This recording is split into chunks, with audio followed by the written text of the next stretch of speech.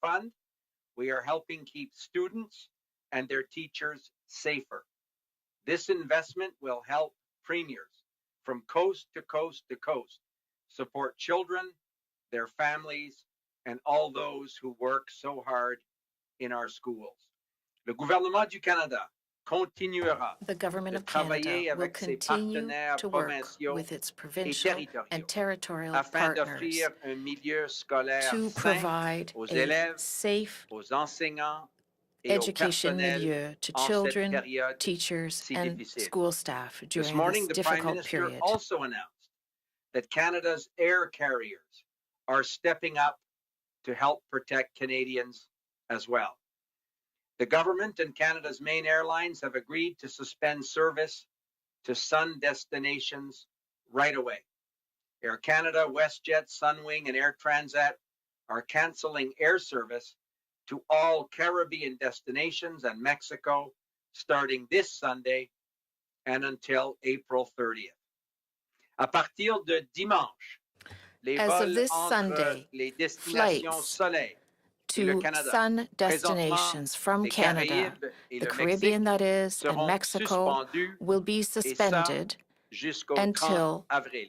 April Air Canada, 30th. WestJet, Sunwing, and Air Transat ont accepté Air de Canada, faire partie WestJet, de la solution Sunwing, and pour protéger la Air Transat santé et la have agreed sécurité to des be part of the Canadiens. solution to Et help pour ça, protect on Canadians' les health and remercie safety. profondément. We thank them for With more that. details, I would now like to turn to my colleague, Omar Alghabra, the Minister of Transport. Omar.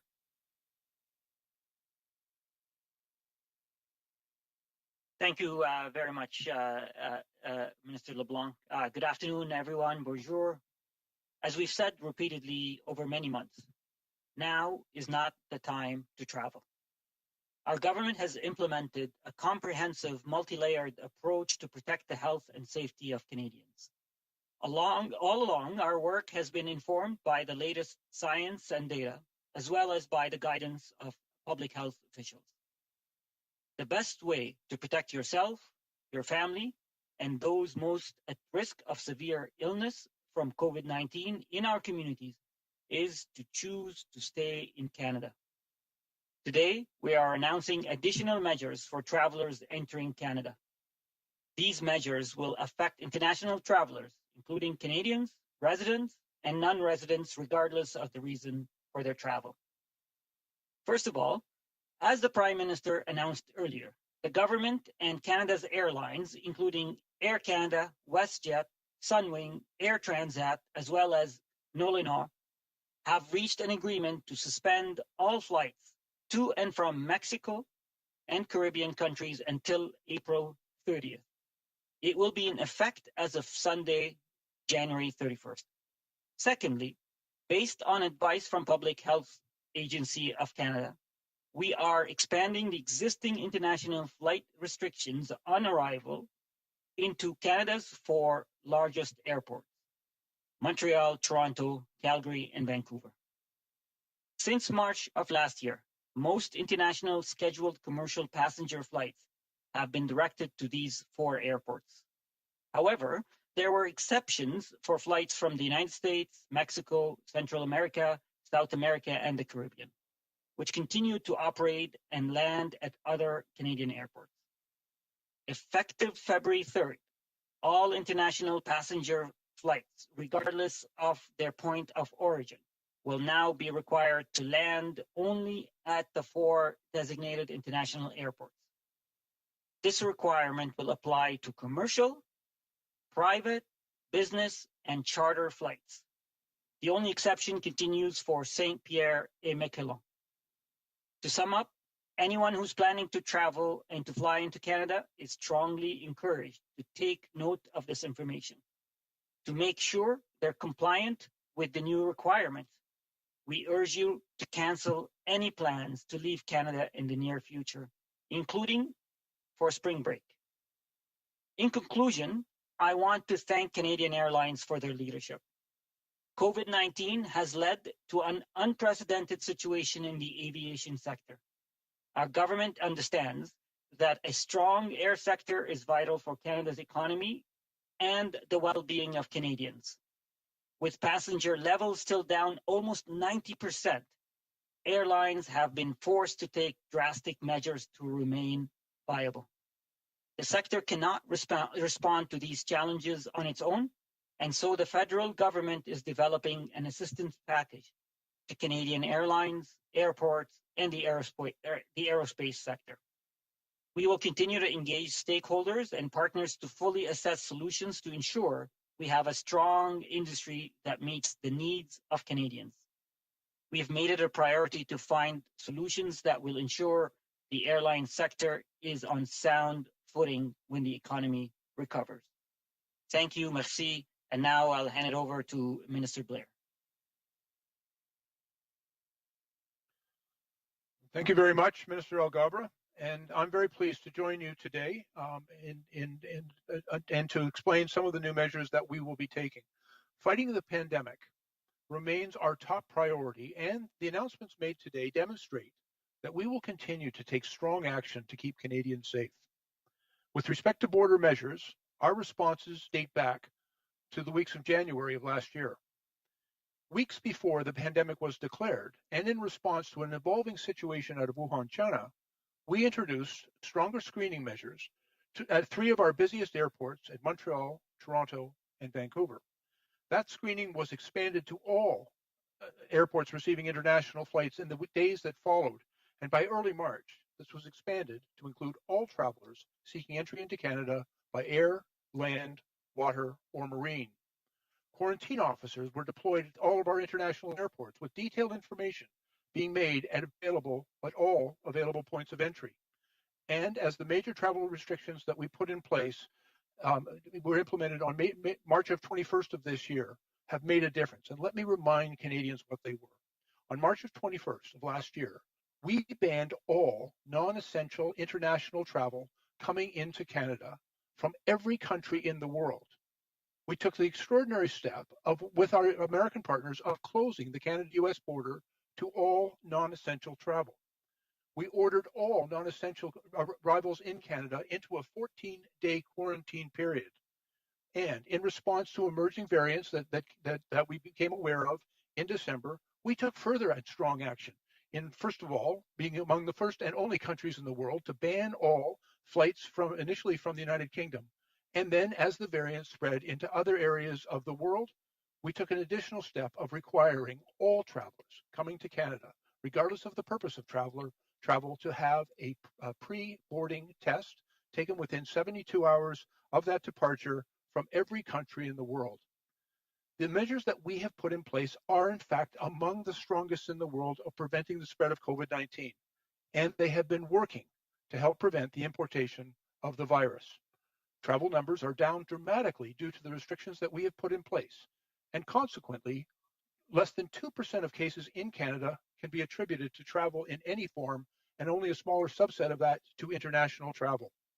We are still listening, of course, to the concerns of Canadians and working with our provincial and territorial partners. And in response, the new rules for international travel that we are announcing today must drive home the point for all Canadians. Now is not the time to travel.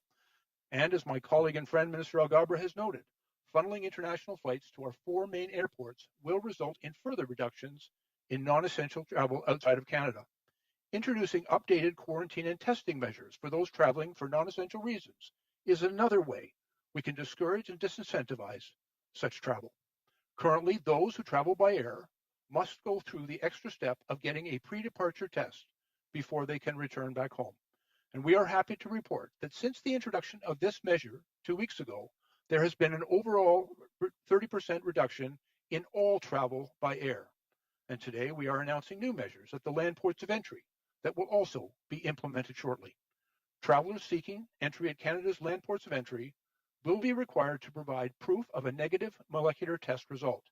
And this new requirement should come as no surprise, as those who travel by air are also already required to provide the pre-departure test. And at the same time, we will continue to support supply chains on both sides of the border. Exemptions are in place for workers who are critical to our economy, our infrastructure, and our safety. And in addition, we are working very collaboratively with our partners in the United States to strengthen our border measures and to keep our countries safe.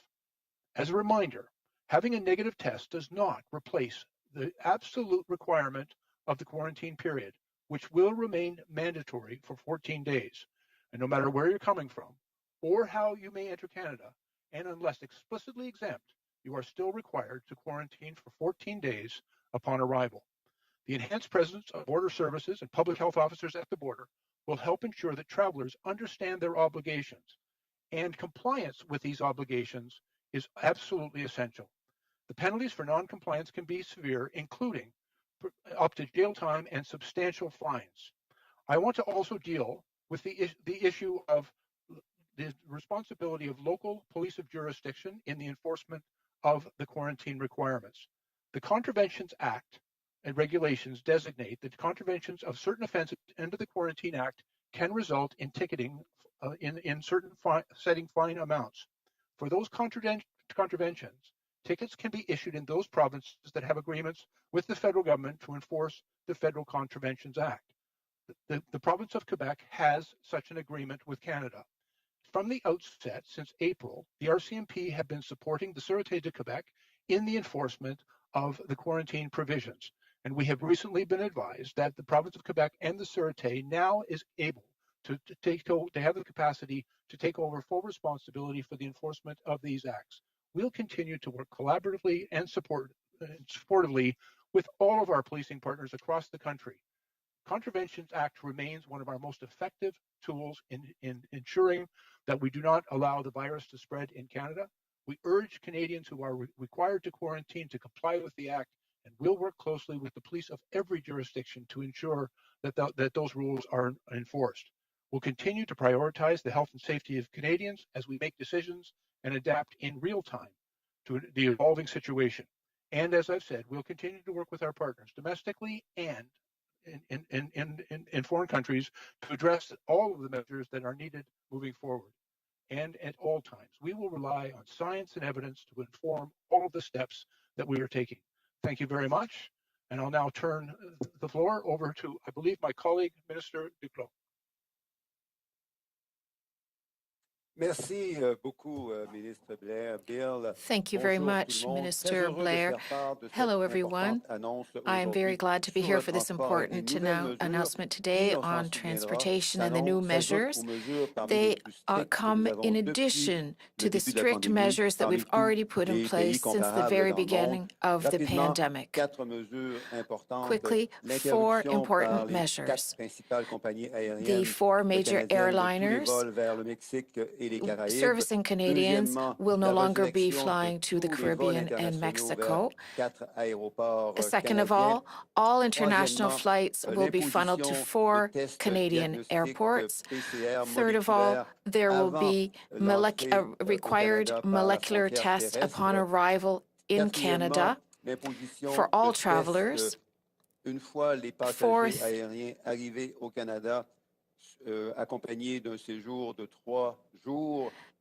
or rather, there will be the molecular test before, and now there will also be a molecular test upon arrival. Travelers will also be required to wait in a hotel for 3 days to await their test. After that, the 14-day quarantine day period will still be compulsory, even with a negative test. As a Quebecer, I was surprised to learn that, unlike Ontario, which has been doing so since the beginning of the pandemic, Quebec has not allowed the Sûreté du Québec to enforce the Quarantine Act on Quebec territory. However, the Sûreté du Québec is responsible for enforcing laws on Quebec territory. The Quebec government has all the authority to enforce this act and has since the beginning of the pandemic. As Quebecers, of course, we want the Quarantine Act to be applied just as effectively at home as in Ontario. The governments will continue to work together, particularly in these crisis situations, and the announcements today reinforce the importance of this fruitful collaboration between the federal government and the provinces. This is particularly relevant in the context of increased surveillance during quarantine periods for travelers. It's been 4 years since a terrorist armed with hatred and an assault rifle burst into a place of worship to attack worshippers in Quebec City. Tonight, we'll be commemorating the victims of this heinous act. Once again, as before, we declare that hatred and violence do not have their place in our society. I'm also pleased to note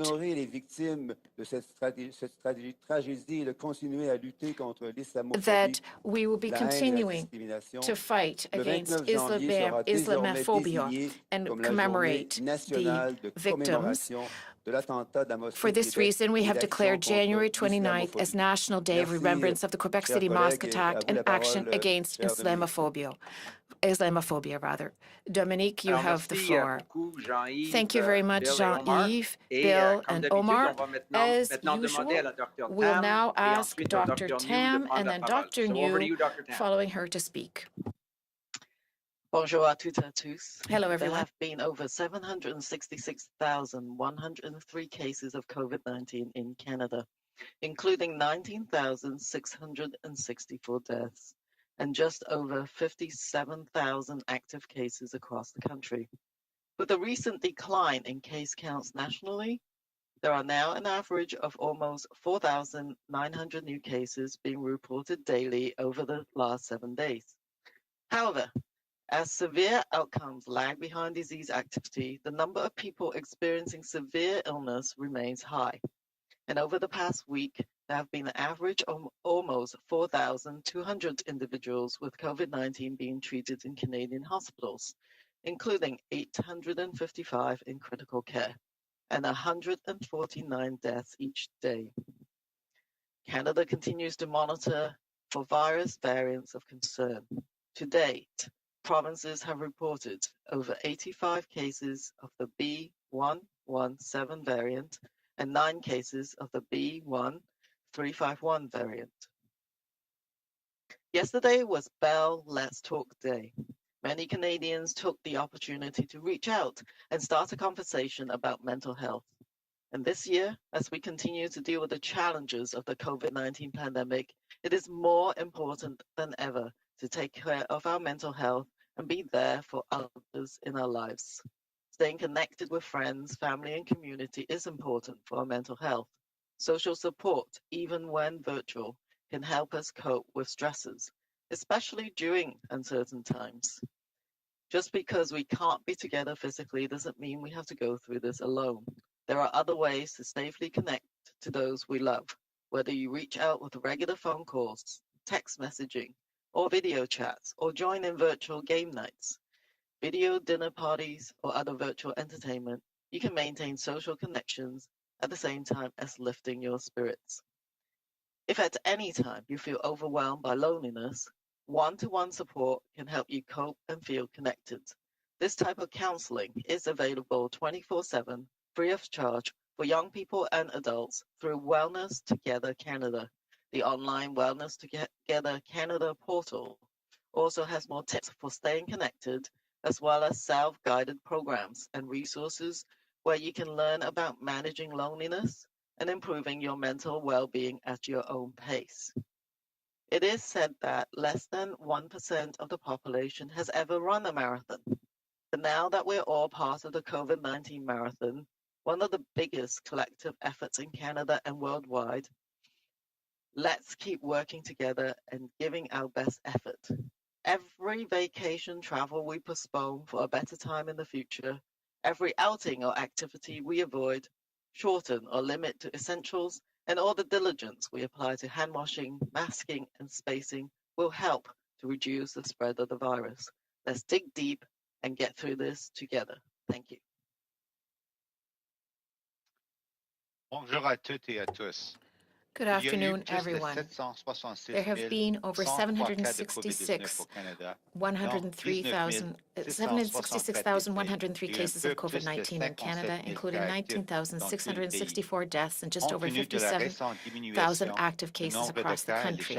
With the recent decline in case counts nationally, there are now an average of almost 4,900 new cases being reported daily over the last 7 days. However, as severe outcomes lag behind disease activity, the number of people experiencing severe illness remains high. Over the last week, there has been an average of almost 4,200 individuals with COVID-19 being treated in Canadian hospitals, including 855 in critical care and 149 deaths every day. Canada continues to monitor for virus variants of concern. To date, provinces have reported over 85 cases of the B.1.1.7 variant and 9 cases of the B.1.351 variant. Yesterday was Bell's Let's Talk Day. Many Canadians took the opportunity to reach out and start a conversation about mental health.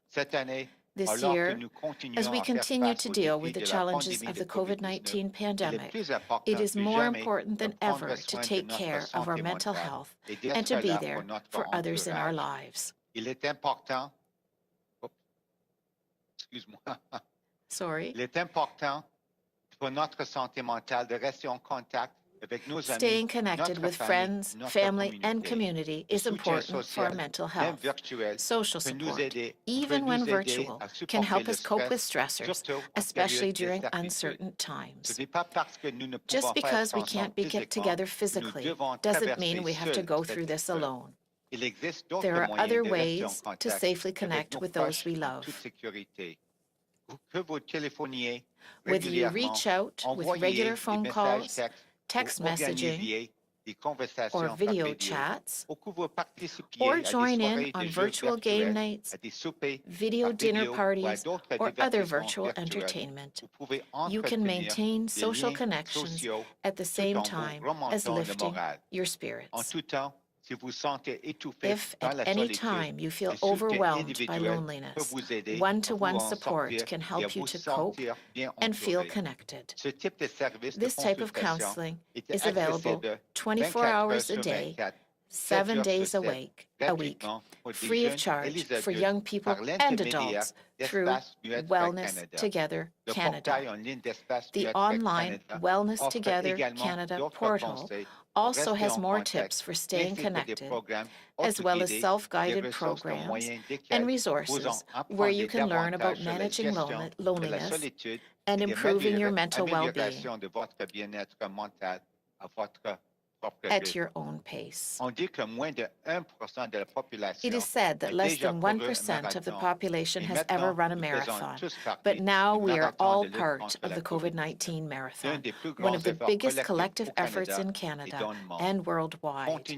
Let's keep working and giving our best effort.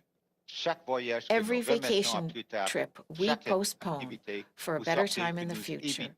Every outing or activity we avoid, shorten, or limit to essentials, and all the diligence we apply to hand washing, masking, and spacing will help to reduce spread of the virus.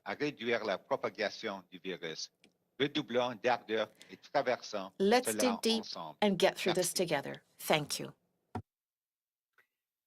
Merci beaucoup, Dr. New. Thank you, Dr. New.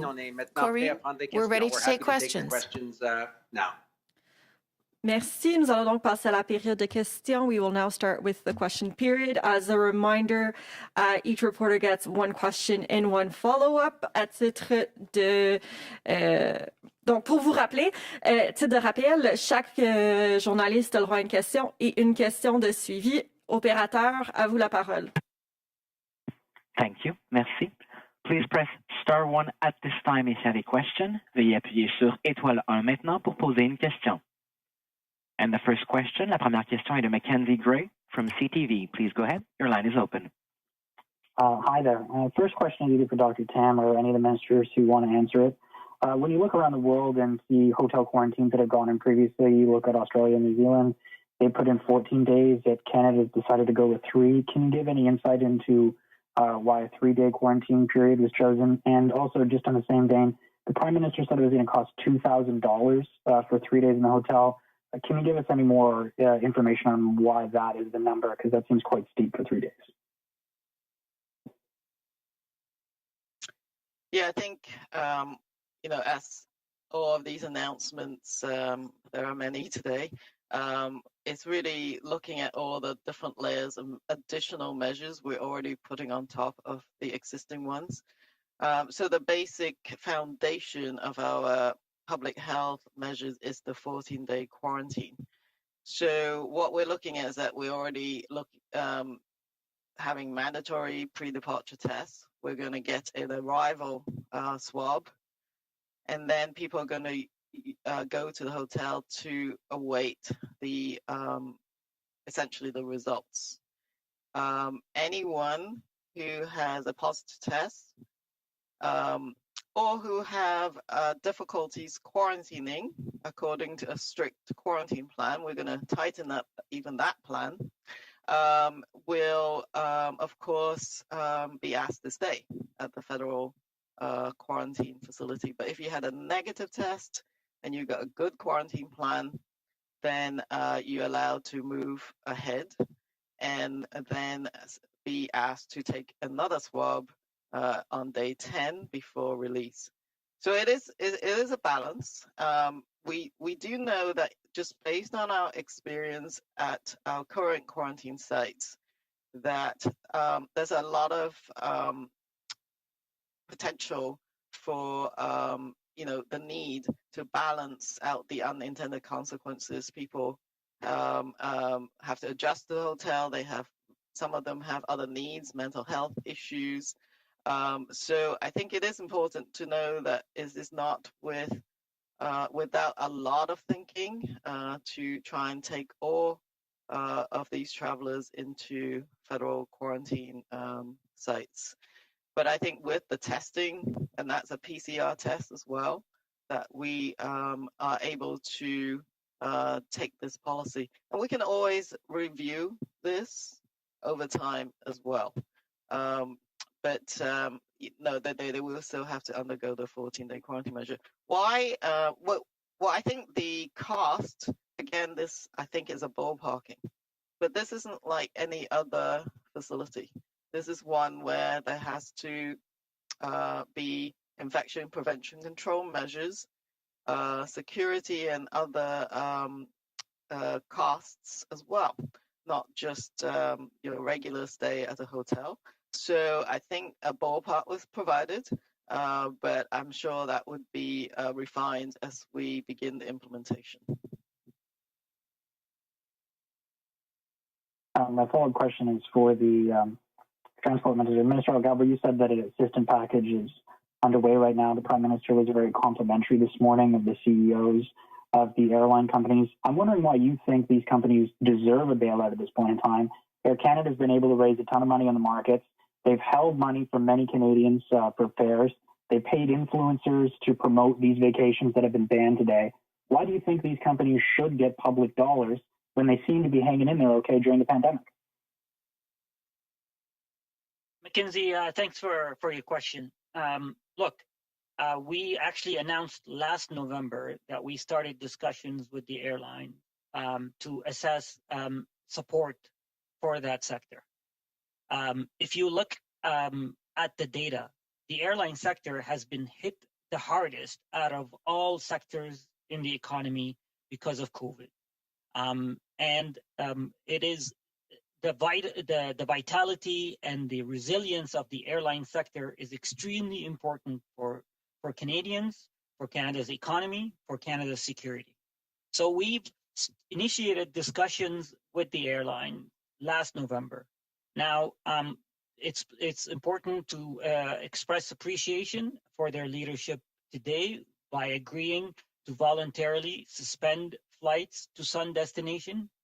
I also want to recognize the thousands of aviation employees who have been hit really hard. I know all Canadians have been hit really hard. I know all Canadians have been making sacrifices.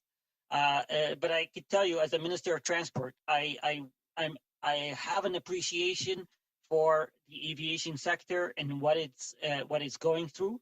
So I'm not able to tell you yet what shape or what form the arrangement is going to look like, but we recognize that that there are thousands of jobs at stake, that Canada's economy and Canada's security at stake.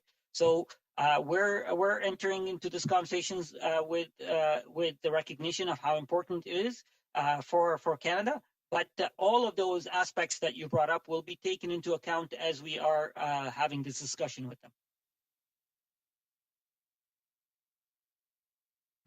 Merci, thank you. Prochaine question, next question. The next question, la prochaine question est de Catherine Lévesque de la presse canadienne. Please go ahead. La parole est à vous. Canadian Press. Please go ahead. Oui, Question. bonjour à vous tous. Hello, I'm going to ask my questions in English. First to maybe Minister Blair or Minister Alghabra. I was wondering, why not ban flights to Florida? Because considering there are many Canadian snowbirds who travel there every year, why just ban travel to the Caribbean and Mexico? Thank you for the question. And just let me be clear, we're not banning any flights. What we're doing is we're calling on all Canadians to cancel their flights, not just to the Caribbean, not just to Mexico, to all destinations. So, the Prime Minister has been clear for a while. I'm repeating it right now. We're calling on all Canadians to please cancel your vacation. The destinations to the Caribbean and Mexico has we looked at the destinations where most Canadians spend their vacation. It's mostly to Mexico and to the Caribbean. So there is a voluntary agreement and understanding with the airlines that it's best to suspend their airlines. Now, for people who are traveling to the U.S., they will be subjected to the same requirements that we subject all arrivals to, pre-departure test, and the new measures that were announced today about testing on arrivals, quarantining at a facility at their own cost. And then maybe I'll let Minister Blair talk about what else is being worked on with our friends in the United States. Yes, thank you very much, Omar. First of all, let's be very clear. What we're trying very hard to do here is eliminate all discretionary, non-essential travel. We have urged Canadians and told them now is not the time to travel. And unfortunately, some of them are making the choice to engage in non-essential travel. We think that it's therefore, if they're going to make that choice, that they should bear the full cost and responsibility of all the measures that are necessary to keep Canadians safe as a result of the choices that they made. And when we think about what those costs are, by the way, it's not just simply the cost of a hotel room, but we're going to have to put significant measures in place to protect the health and safety of the people that work in those hotels. So there are health measures, security measures, testing measures, and transport measures, all of which we don't believe the Canadian taxpayers should be on the hook for paying any part of the cost for the choice and the decision that some individual has made to engage in non-essential discretionary travel. And so once again, we'll repeat, we want Canadians to make the choice. Now's not the time to travel, stay home. I also, in response to the point that Minister Alghabra made, we are very much in discussions with our partners in the United States. As you're probably aware, the new administration of President Biden has indicated that they are working and going to bring forward within a 14-day period new measures to secure their borders, including the border, of course, with Canada. We have found it useful from the outset. So 10 months ago, we entered into reciprocal arrangements with the United States on most of our border measures, and we're working with the United States. There are a number of things, and we've already made reference to a loophole that currently exists in the fact that they allow flights of non-essential flyers into the United States, whereas we've banned them coming into Canada. And so there are ongoing discussions on a number of measures that we believe can improve the safety of and the integrity of our borders as we respond to the risk of COVID-19 spread. Okay, thank you. And I was also curious, what will happen with the canceled trips in the Caribbean and Mexico? Will customers be reimbursed, or will they have a credit from the airlines? Thanks again for the question. Look, we're very much aware that many Canadians have had to cancel their flights since the pandemic started, and obviously they'll also be impacted by this recent development. And these cancellations were through no fault of their own. So we're very much aware of this, and we are taking this into account as we are having conversations with the airlines about moving forward. Merci, thank you. Next question, prochaine question. The next question, la prochaine question est de Mia Rabson from the Canadian Press. Please go ahead. Your line is open. Hi, yes, ministers. Thank you for talking a little bit about the new travel restrictions, but I'm just a little confused because there's Canadians that are traveling all over the world for vacations right now, not just to these so-called sun destinations in Mexico and the Caribbean. They're going to Europe, they're going to the United Kingdom, where we have one of these variants. So and you're cutting off people with family ties to specific countries and you asked the airlines to stop these specific destinations. Why are you not asking them to stop flights to other destinations, including ones with the variant? And what message do you think it sends that only parts of the world are being singled out like this? Mia, thank you for the question. I'll try to answer your question. Look, we are asking all Canadians not to travel to all parts of the world for vacation. I know it's a massive sacrifice. I know some people were hoping to connect with their families who are abroad. Look, we just also called on Canadians during Christmas and previous holidays to even the ones who live at home not to visit their family members. So we are asking all Canadians to cancel their trips abroad, regardless of the destination or if it was visiting family or vacation. The sun destination, there was an agreement that was reached, the voluntary suspension by the airlines. Does not necessarily single them out. It's because they're where most vacationers go in Canada, and all other travelers are going to be subjected to continue first, be tested prior to departure. Second, to be tested when they arrive.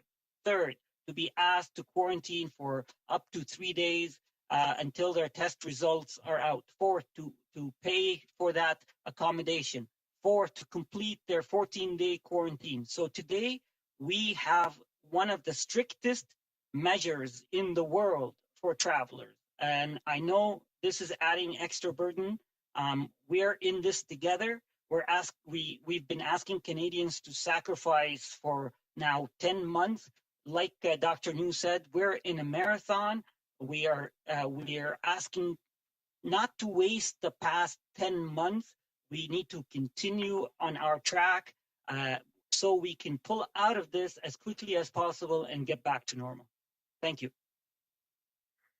Okay, but you're asking everybody not to travel, but you're only asking airlines to cancel flights to specific destinations, not to United States or Europe, for example. But my other question is for Dr. Tam. There was news today from Johnson & Johnson about their vaccine and how effective it is. And it sounds that it's good, but maybe not quite as good as Moderna or Pfizer. And I'm just wondering if there's any plan for determining who should get what vaccine as we sort of approve more. Is there going to be a determination as to which one might be better for others? And how is that determination going to be made? Thank you. And I think, like all vaccines, we have to actually get that data reviewed. And that's done by a number of layers. And one is, of course, Health Canada's regulatory review. So, we can't just sort of take the sort of news release. Secondly, our National Advisory Committee on Immunization will review all approved vaccines. So this, if it gets approved or if it's about to sort of be in the pipeline for approvals, that work will begin. The same with the AstraZeneca vaccine, same thing. we will have to look at the data in relation to that particular vaccine. So in the clinical trials, what age groups were looked at, and other specific information that will help us, provide that those recommendations. So, and then of course, after the National Advisory Committee on Immunization has provided recommendations, we facilitate, discussions amongst the Special Advisory Committee on COVID-19 and other federal, provincial, territorial tables, such as the Canadian Immunization Committee, to come together to look at what the recommended views might be. So because right now we're in a very, I think, challenging period when many vaccines, we would love to have more of them, but we don't have them right now. So how do we best use these other vaccines, should they become available, is really important, but it is quite a complex picture. So that's why, at the outset, we said that this is one of the most complex vaccine programs we'll ever implement in Canada.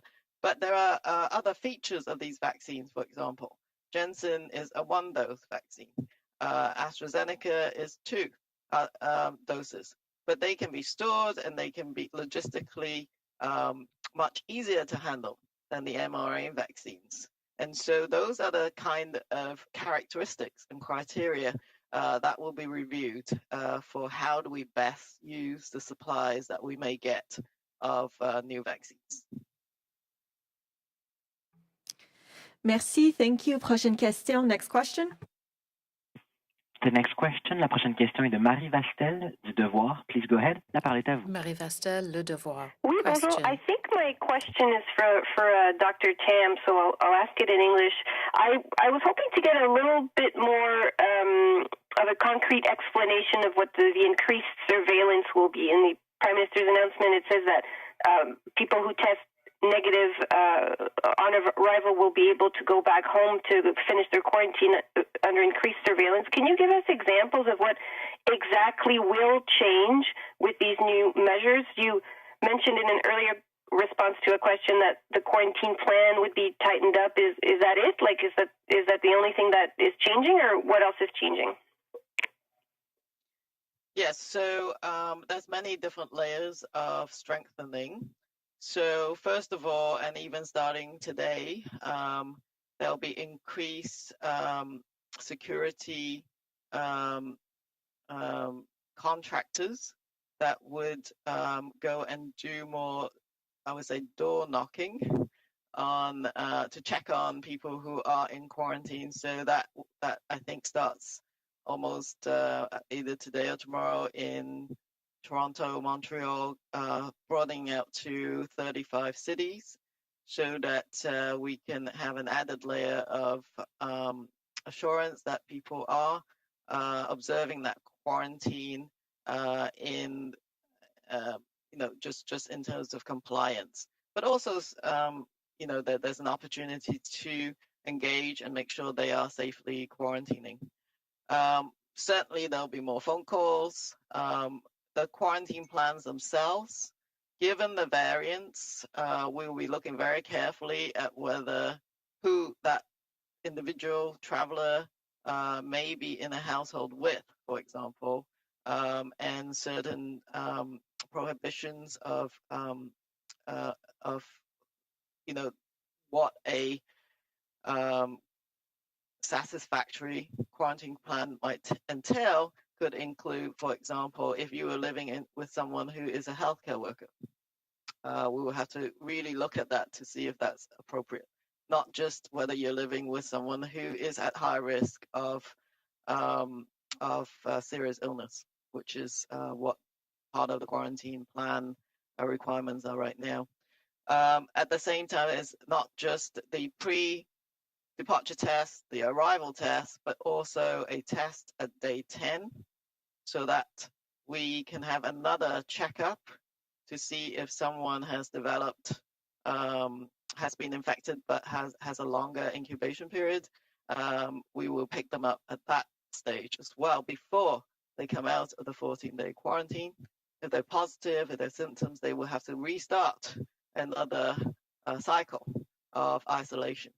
So, so these are just some of the specific measures. Yeah, so I think I might stop there. There's probably things that other aspects that will be strengthened as well.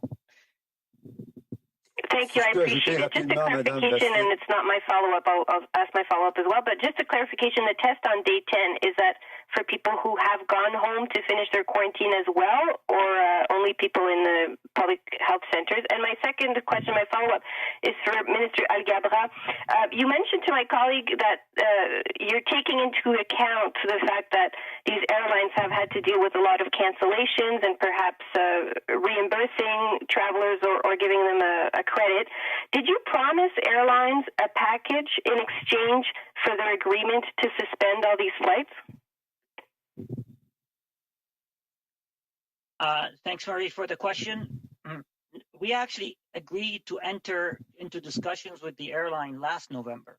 So the conversations about assessing the challenges that the airlines are facing, refunds, regional routes, travel agents, also compensation, those were all part of the initial motivation for conversations. So this is ongoing.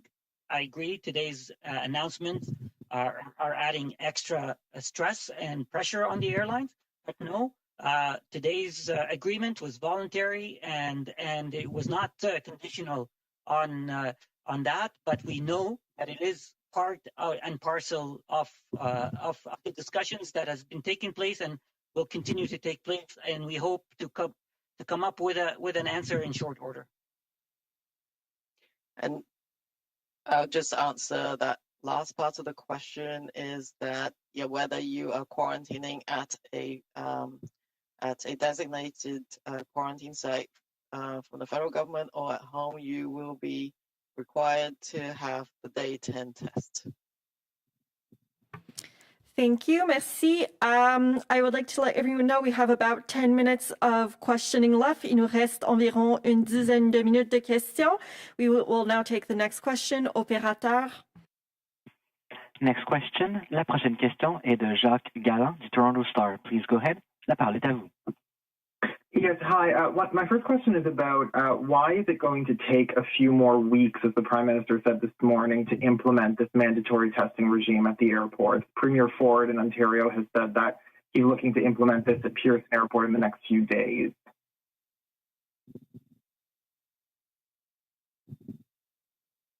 So this is Teresa Tam. I'll answer that question first. Of course, there's ramping up of implementation, so that is important. But what you've also mentioned is also important in that we do have pilots, taking place in different areas of the country, and they have been absolutely valuable in helping us look at the implementation of testing at the point of arrival and later on. So Alberta has a pilot, Toronto, and with Montreal as well. So these pilots, in the meantime, will continue or to be implemented, so that it totally helps how we're going to escalate the testing measures at the airport, and just want to thank the provinces who've been collaborating with us on those. And perhaps perhaps I can add something as well. I've been having an ongoing discussion with Premier Ford and the Ontario government about the importance of strengthening our posture at the border. So the decisions that were taken and announced by the Prime Minister today to have this mandatory testing on arrival at 4 airports, obviously including the Toronto Pearson Airport, I think respond to the concerns of the Ontario government. And they have offered from the beginning of this conversation to be partners with us. And I think it's important to reinforce that partnership and say that we'll work with the Ontario government and all these measures going forward. I don't know if my colleagues, Bill Blair or Omar, want to add something.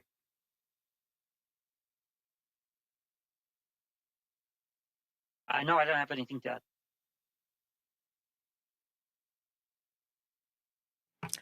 Okay, did you have a follow-up?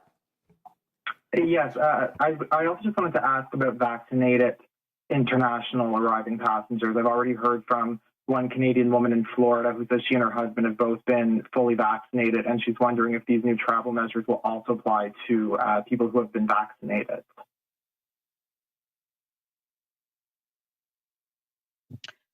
It's Teresa Tammy at this. Go ahead, Teresa. Yes, at this point in time, yes. Obviously, this is an area of ongoing discussion, and is one of international discussion as well, to look at the impact of immunization. There's still some unanswered questions about the effectiveness of the vaccines in reducing transmission and the duration of protection. But we expect those kind of questions to get answered in the coming months. But it is an area of active discussion from an international perspective, for sure.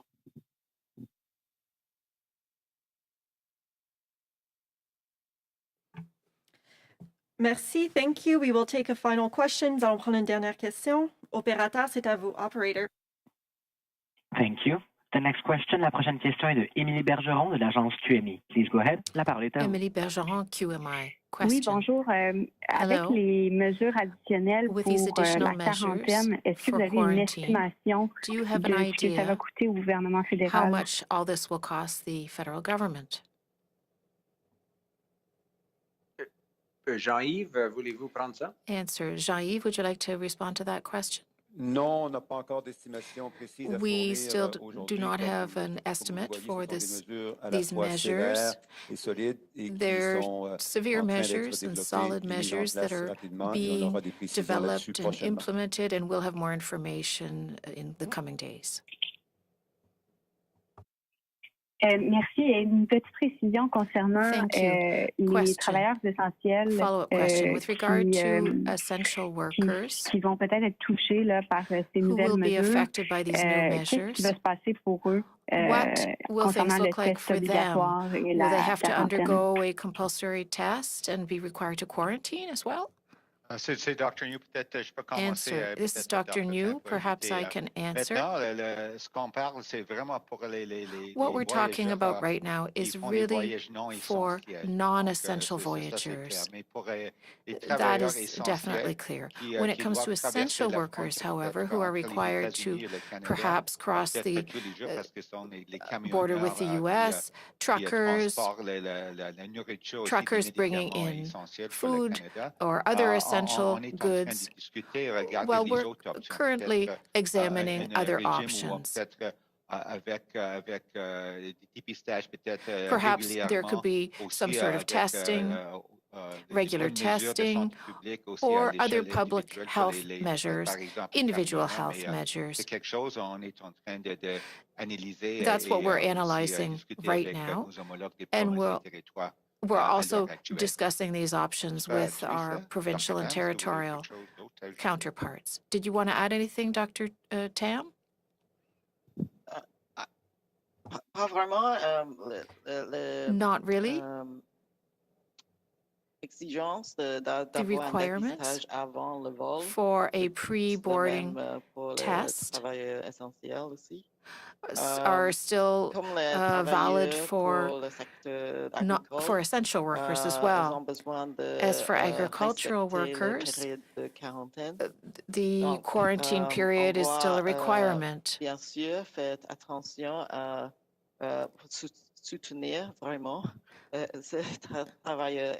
Of course, we'll be careful to truly support these essential workers. We need to give them safe places to quarantine as well. So again, working with the provinces and territories, on va travailler étroitement avec We'll be closely working with all the sectors, the provinces, and the territories